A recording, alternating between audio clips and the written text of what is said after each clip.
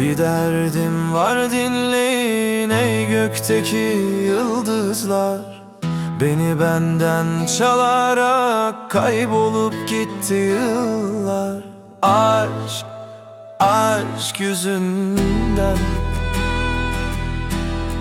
ızdıraba kul oldum. Ömrüm böyle tükendi. Ne kadar zalim yıllar. Gönlüm söz dinlemiyor, sevdiğimi ver diyor. Kim görse şu halimi bir daha sevme diyor. O aşk yüzünden. Arap saçına döndüm, çöz beni Arap saçı. Çivi çivi söker, budur bunun ilacı. Budur bunun ilacı.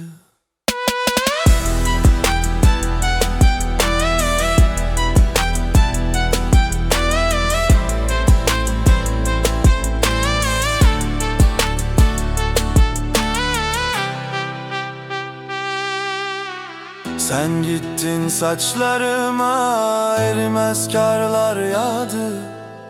Mevsimlerin tadı yok, baharım sende kaldı. Ansızın gidiverdin, haber bile vermedin.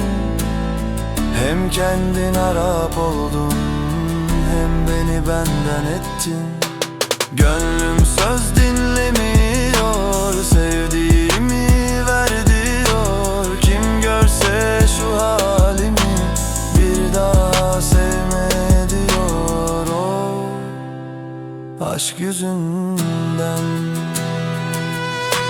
Arap saçına döndüm, çöz beni Arap saçı.